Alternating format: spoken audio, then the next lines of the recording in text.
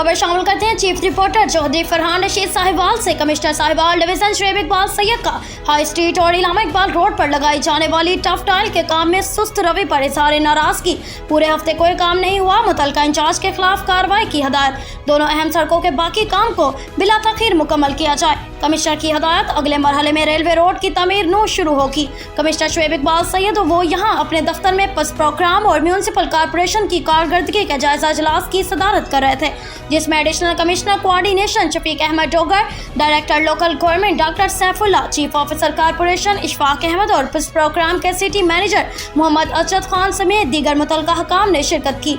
उन्होंने मिशन अस्पताल और फ्री टाउन रोड पर कायम निजी स्कूलों के सामने गाड़ियों की गलत पार्किंग और ट्रैफिक मसाइल पर भी नाराजगी का इजहार करते हुए सीईओ कॉर्पोरेशन को हदायत की कि ट्रैफिक पुलिस के ताउन से इन मसाइल का मुस्तकिल हल निकाला जाए।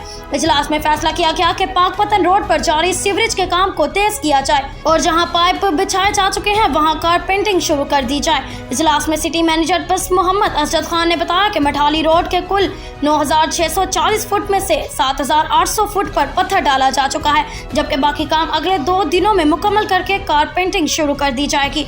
उन्होंने बताया कि फ्री टाउन रोड पर 54 इंच कतर की सीवरेज लाइन डालने का भी काम तेजी से जारी है और अब तक 680 में से 137 पाइप डाले जा चुके हैं, जो कुल काम का 20% है।